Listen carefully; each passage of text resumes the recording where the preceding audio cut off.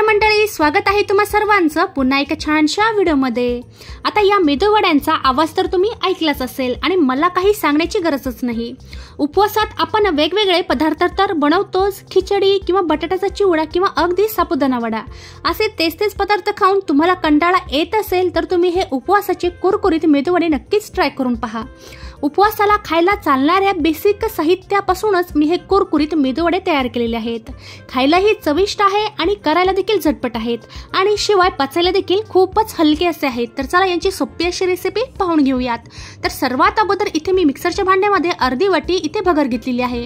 आता काही ठिकाणी याला वरई देखील म्हटलं जातं। आता ही मी स्वच्छ निवडून आणि सुती कापडाने पुसून घेतलेली आहे। आता तुम्हाला पाहिजे तर ही वरई तुम्ही 2 ते 3 पाण्याने स्वच्छ धुवून देखील घेऊ शकता, पण मी ही धुवून न घेता कोरड्या कपड्यानेच पुसून मिक्सरला फिरून घेणार आहे। आणि मिक्सरला फिरून घेतल्यानंतर तुम्ही याची पावडर पाहू शकता। थोडीशी जाडसरच अशी याची मी पावडर तयार करून घेतलेली आहे।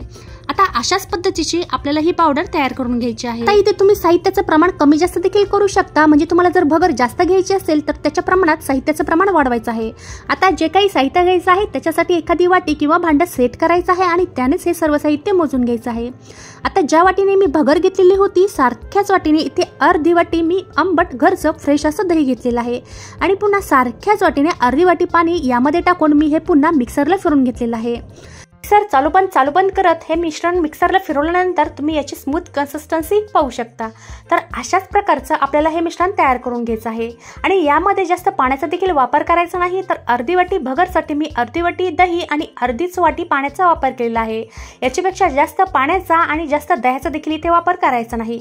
आणि जर तुम्ही साहित्याचं प्रमाण वाढवलं म्हणजेच भगरचं प्रमाण वाढवलं तर तुम्हाला बाकीच्या साहित्याचं देखील प्रमाण वाढवून घ्यायचं आहे। आता ही पेस्ट आपण थोड्या वेळासाठी साईडला ठेवून देऊयात। आता इकडे गॅसवर साधारण एका पॅन मध्ये 1 चमचा तेल कडकडीत गरम करून घेतल्यानंतर 1 चमचा जिरे टाकलेले आहेत आणि जिरे तडकल्यावर 4 ते 5 हिरव्या मिरच्या कट करून टाकलेल्या आहेत। आता तुम्हाला पाहिजे तर तुम्ही इथे मिरचीचं देखील वाटण इथे करून टाकू शकता। आता मिरच्यांचा कच्चेपणा जाईपर्यंत मिरच्या मस्त अशा परतून घेतल्यावर अर्धा इंच आल्याचा किस यामध्ये टाकलेला आहे। आता आलं तुम्हाला उपवासाला जमत असेल तर यामध्ये तुम्ही वापरू शकता। सोबतच इथे तुम्ही कढीपत्ता आणि कोथिंबीरचा देखील वापर करू शकता जर तुम्हाला उपवासाला चालत असेल तर। आणि नंतर सारख्याच वाटीने इथे मी अर्धी वाटी पाणी टाकलेलं आहे आणि गॅसची फ्लेम मीडियम ठेवलेली आहे। आता यामध्ये तुम्हाला पाहिजे तर तुम्ही इथे तेल देखील यामध्ये ऍड करू शकता। सर्व साहित्य एकत्र करून घेतलेलं आहे आणि गॅसची फ्लेम मीडियम ठेवून यानंतर यामध्ये चवीपुरतं मीठ टाकलेलं आहे।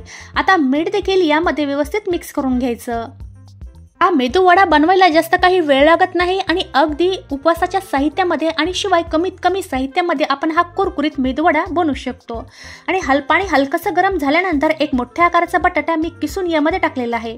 हा बटाट्याचा किस 2 ते 3 पाण्याने स्वच्छ धुवून घेतल्यानंतर या पॅन मध्ये टाकून दिलेला आहे। आता हा देखील यामध्ये व्यवस्थित मिक्स करायचा।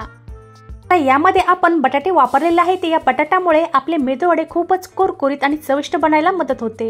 आणि पाण्याला हलकीशी उकळी आल्यानंतर आपण जे भगरीची पेस्ट तयार करून घेतलेली होती ती पेस्ट पूर्णपणे यामध्ये टाकून दिलेली आहे।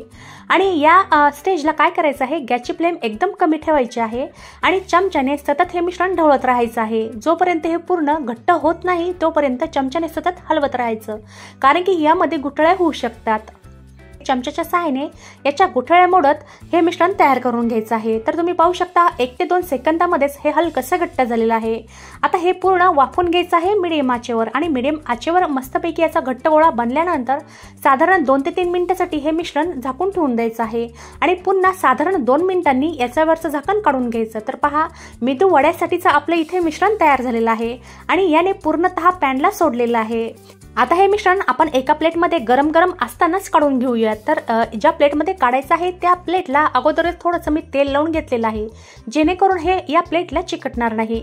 आणि प्लेटमध्ये टाकल्यानंतर हलकसं कोमट असतानाच हे पीठ आपल्याला हाताने चांगलं मळून घ्यायचं आहे, म्हणजे ते थोडंसं सॉफ्ट होईल आणि नरम पडेल। म्हणजे आपल्याला याचा एकदम सॉफ्ट असा गोळा तयार करायचा आहे। हे सध्या थोडंसं गरम आहे त्यामुळे हाताला तेल किंवा पाणी लावून हे मस्तपैकी असं मळून घ्यायचं आहे।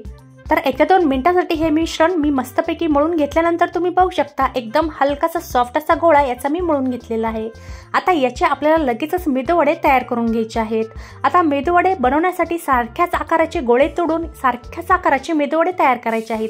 तर एक मोठ्या आकाराचा म्हणजे लिंबाच्या आकाराचा गोळा घेऊन इथे मी मेदूवडा तयार करून घेणार आहे। या गोळ्याला गोल आकार दिल्यानंतर अशा पद्धतीने त्याला हाताने चपटा आकार द्यायचा आणि त्याच्या कडा आतमध्ये दाबून घ्यायच्या आणि असा गोल आकार दिल्यानंतर त्याला मधोमध बोटाने होल करायचं आणि ही प्रोसेस करताना हाताला थोडंसं तेल किंवा पाणी लावून घ्यायचं आहे जेणेकरून हे मिश्रण हाताला चिकटणार नाही। तर पहा अशा पद्धतीने इथे आपला पहिला मेदूवडा तयार झालेला आहे। आता सारख्याच आकाराचे गोळे घेऊन सारख्याच आकाराचे मेदूवडे तयार करून घ्यायचे आहेत। आता इथे सारख्याच आकाराचे सर्व मेदूवडे मी तयार करून घेतलेले आहेत आणि मेदूवडे बनवायच्या अगोदरच एका कढईमध्ये मी तेल गरम करण्यासाठी ठेवलेलं होतं। तेल मध्यम असं गरम झाल्यानंतर लगेचच हे मेदूवडे तेलामध्ये सोडून द्यायचे। हे मेदूवडे तेलात सोडायच्या अगोदर तेल मध्यम तापलं आहे का हे चेक करायचं। जर तेल तापलेलं नसेल आणि तुम्ही मेदूवडे तळायला गेलात तर हे मेदूवडे हलकेसे तेलकट होतात आणि ते कुरकुरीत देखील होत नाही। आता काही वेळाने तुम्ही पाहू शकता या मेदूवड्यांचा हलकासा रंग बदललेला आहे आणि मस्तपैकी मीडियम फ्लेमवर हे गोल्डन ब्राउन होईपर्यंत मस्त असे मी तळून घेतलेले आहेत। आता हे पाहता समजत आहेत की हे खूपच कुरकुरीत असे तयार झालेले आहेत। आता मेदूवड्यांची पहिली बॅच इथे आपली तयार झालेली आहे आणि सारख्याच पद्धतीने राहिलेले मेदूवडे सारख्याच आचेवर गोल्डन ब्राउन रंगावर मस्त असे तळून घ्यायचे आहेत। हे मेदूवडे तळताना घाई करायची नाही, मीडियम आचेवरच हे सर्व मेदूवडे मस्त असे तळून घ्यायचे आहेत। तुम्ही जर जास्त फ्लेमवर हे जर तळले तर ते बाहेरून लगेचच यांचा रंग बदलतो आणि आतून ते कच्चेच राहतात। तर पहा आपली दुसरी बॅच इथे देखील रेडी आहे। मस्त सुंदर रंगाचे इथे मेदूवडे आपले तयार झालेले आहेत। आता गरमागरम हे मेदूवडे आपण खाण्यासाठी सर्व करूयात। आता यांचा आवाज तर तुम्हाला ऐकूच येत असेल। आता हे तुम्ही शेंगदाण्याच्या चटणीसोबत किंवा ओल्या नारळाच्या चटणीसोबत किंवा शेंगदाण्याच्या आमटीसोबत देखील एन्जॉय करू शकता। बाहेरून खूपच कुरकुरीत आणि आतून मऊ लुसलुशीत आणि आतमध्ये खूपच पोकळ असे असलेले हे मेदूवडे आपले इथे तयार झालेले आहेत आणि बनतात देखील झटपट आणि शिवाय आपण उपवासाच्या साहित्यामध्ये हे तयार केलेले आहेत।